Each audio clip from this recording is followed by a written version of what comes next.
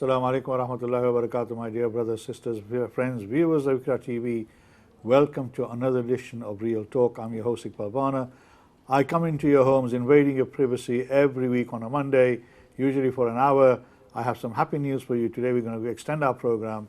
When you know what the subject is, I'm sure you will understand why. I hope you're all keeping well on these wonderful warm days that we're getting at the moment. Not as many days that we get every year. So make the most of it as you can.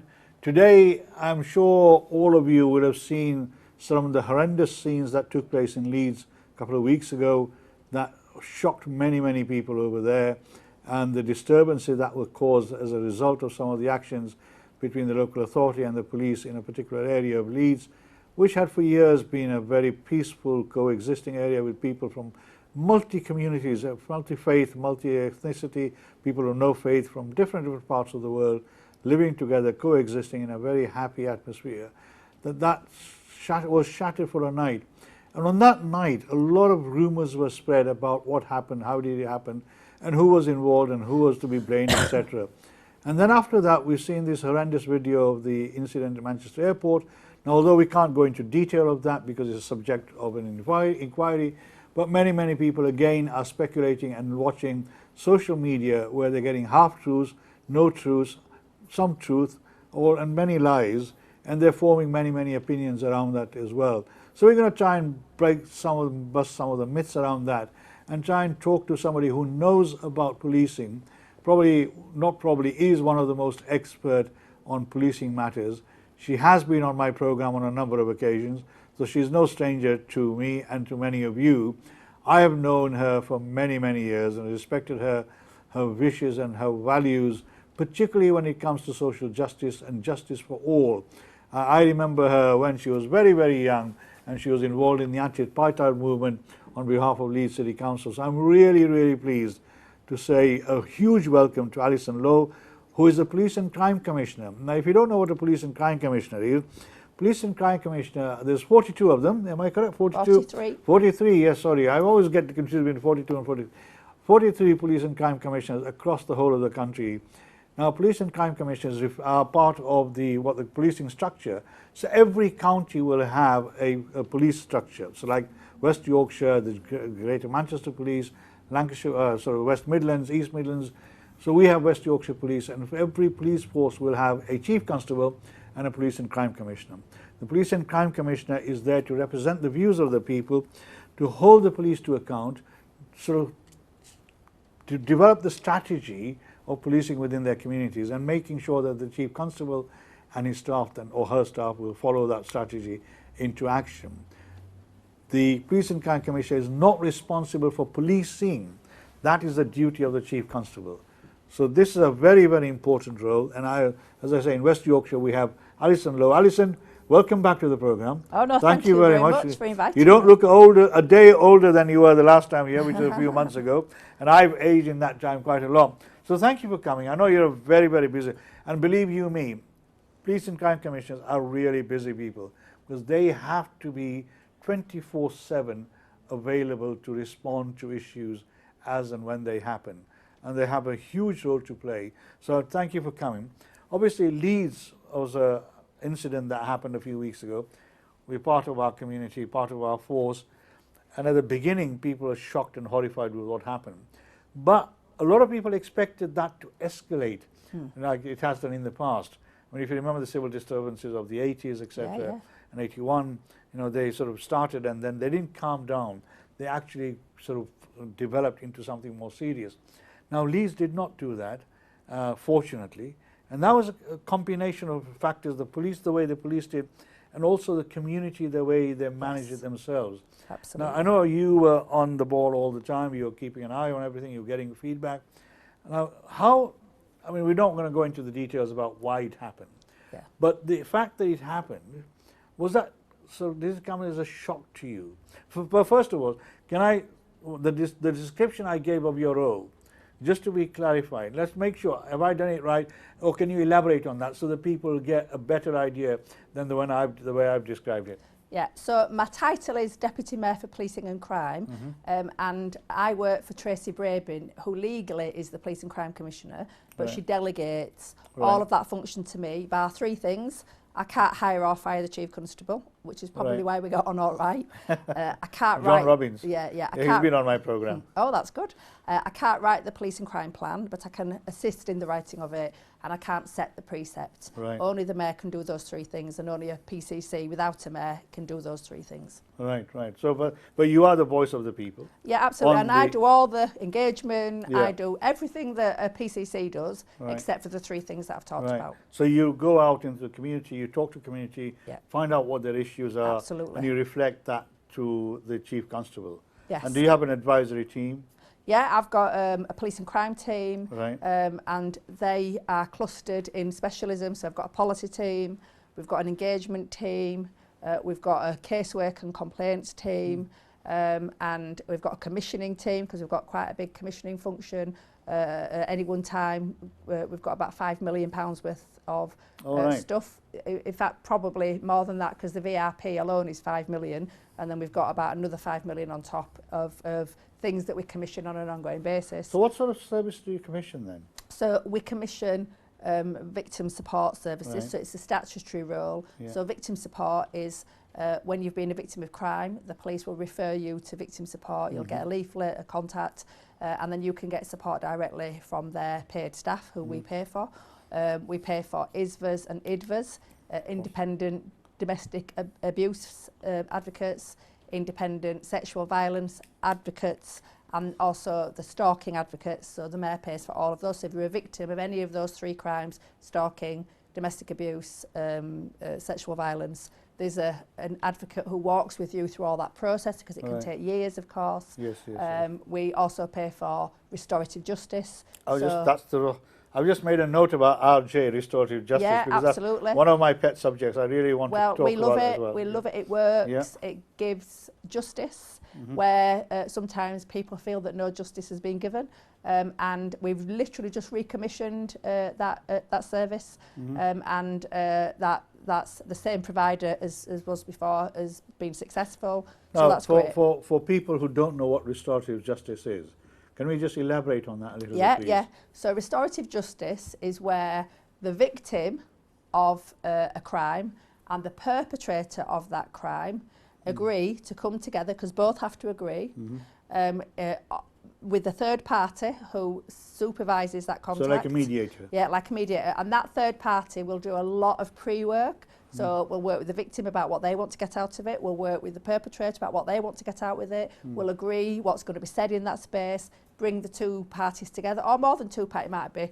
husband and wife might have been burgled and then want to talk to the burglar, or it might be a worse crime than that. And those parties come together and they will talk through, do you know what that did to me, the impact of that. And often the perpetrator doesn't know what the impact was, and often there is a coming together, and so we get case studies that describe some of the impacts on both parties, and it's very successful in preventing people going on to reoffend.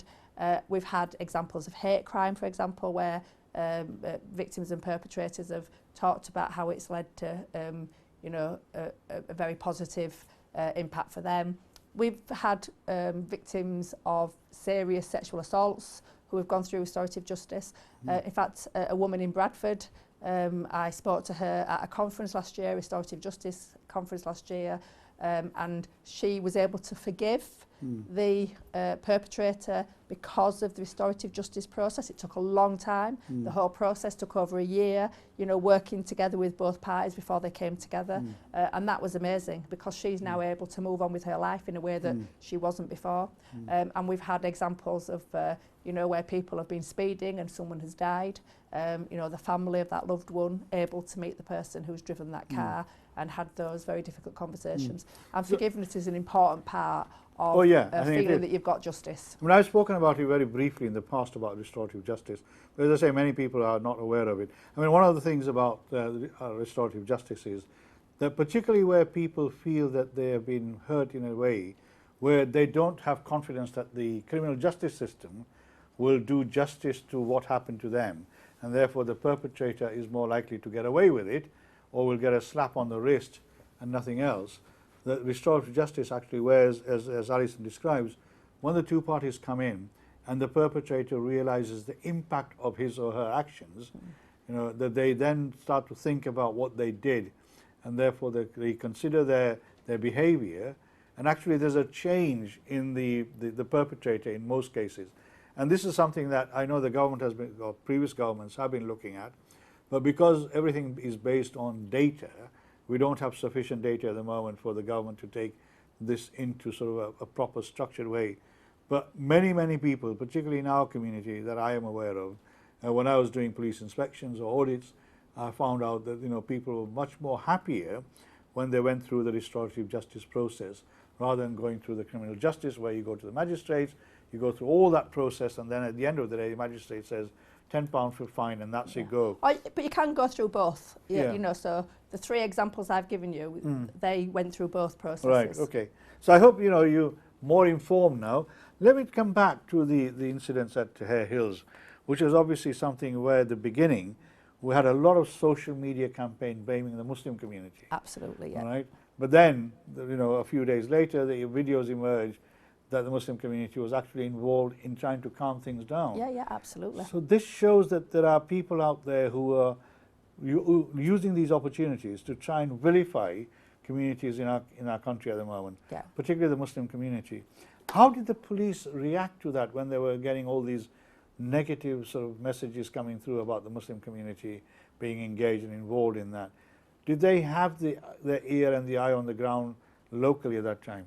Yeah, so the police knew exactly what had happened because Right. the police were there. So I know there's lots of debate about the police tactics, but the police were there. And the reason the police were there and really well embedded is because for the last 18 months, the police have had an initiative called Clear, Hold, Build in Right. Hare Hills. It's called Community, I Right. know, because I was at the launch. Right. And Community is about addressing serious organised criminality, and you clear the serious organised crime from the area.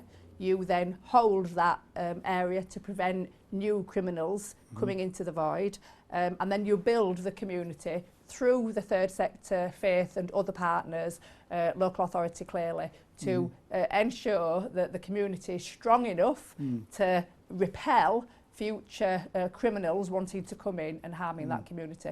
And clearly, from what happened a couple of weeks ago, the community is very resilient and able to repel the wrongdoers who would try to harm people of Hare Hills. So the police were there very, very quickly. Right.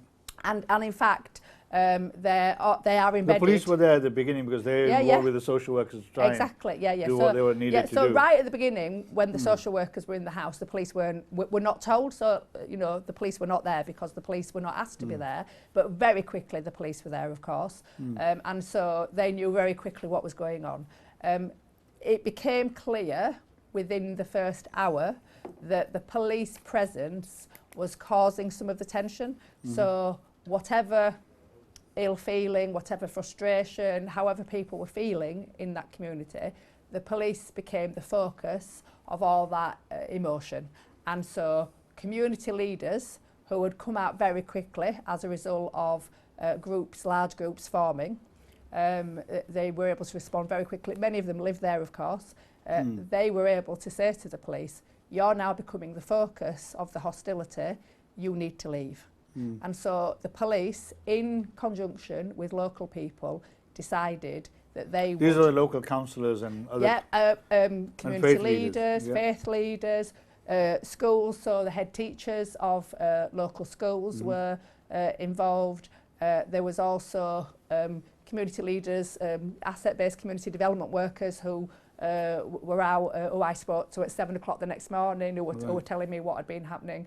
So a lot of people who the police had developed relationships with as a result of the Clear Hole Build initiative that they had been involved in for over 18 months. Obviously, when I started looking at the pictures, when they first started to emerge, automatically, for some reason, I was looking for people of colour, either African, Caribbean or Asian. But, you know, I saw that this was a very different community. So this is mainly a Roma community now, isn't it? Mainly Christian community, absolutely. a persecuted community. Let's be honest, this is a persecuted community, and one of the reasons that Leeds has a very large Roma community is because they have fled persecution. They have sought refuge and sanctuary in West Yorkshire, because West Yorkshire is known for being a place of sanctuary, and so people have tried to start new lives, come to the UK and into West Yorkshire in order to start new lives, bring up their children and be part of the communities of West Yorkshire. But one of the issues about people, because they're a newly emerging group of people, and they've been here for really the last 10 years have started to build and build and build. But one of the issues is I don't think as a society we've put enough time and energy and investment into helping the Roma community to settle into the community of Leeds. Now we know when my dad came in 1958, you know, there wasn't an internet, there wasn't all the support services that we've got now. And so they had to find a way to understand what was happening in the city. Because obviously the communication links between the community and the institution, not just the police, the local all authority, institutions, the health authority, etc. Were not there, are not there. I mean, it took 20 they are years. there. They are there, but they're not mature enough. And I think that they're trying to be all things to all people. So, as you know, I used to be the chief exec of Touchstone, and 8 years ago, Touchstone were asked to develop a community cohesion project called the Migrant Access Project, MAP, which has now become part of the council. That was set up by one of our staff who was Roma, because she identified that Roma people didn't have access to services and didn't know the pathways. So it was identified some years ago, and the council have taken, but it's not just for Roma people, it's for all newly arriving communities. And then also what happened is we developed a website called New to Leeds, which is still there. It's got a translate button, so it tells you about how to settle into your chosen community. It tells you about health, it tells you about housing, work, benefits, doctors, you name it, it's all there on this website, and you can press the translate button. So there's lots and lots of different languages that you can translate it into, but obviously you have to read. And we know that because of the persecution that Roma people have experienced, historically, like our parents, you know, didn't necessarily have formal education in the 50s and 60s when they came over. So this is a huge task, isn't it? Yeah, exactly. But on both sides. Exactly. So because of that disconnect between the Roma people's understanding of policing and authority, because back home in the various countries that Roma people come from, Romania is one, but there are many more, their experience has been that policing has uniform been, services not very good, a positive one. Corrupt, violent, they have been discriminated against, they have been persecuted by the state, and the police have been part of the state. So because I don't think have invested enough time and energy into making those connections with those communities, and I think this is a lesson for us. It's a lesson for us to really understand when the face of our community is changing, what responsibility have we all got to help people. I mean, I think that's very important, and it reflects what happened 50, 60 years ago from the African Caribbean, the Asian my dad community. came, Exactly. he didn't know how things worked. He didn't know how things worked. So it was a long learning exercise for them. And I think it's a good thing now. Because hopefully we learned the lessons from that. The number of agencies now working in these is amazing. Thank you very much. I mean, I'm sure we found this all fascinating. I know we could go into much more detail, but we will. But the other part of Allison's role is she is the lead for the national PCCs on equality and diversity, which is something that I don't think anybody else would be better suited to that role. So what I'll do when we come back, we're going to go for a break, inshallah. I'll see you soon. Take care. Enjoy your cup of tea, faluda, whatever it is. And don't go away. I'll be with you soon. Take care. Assalamu alaikum wa rahmatullah.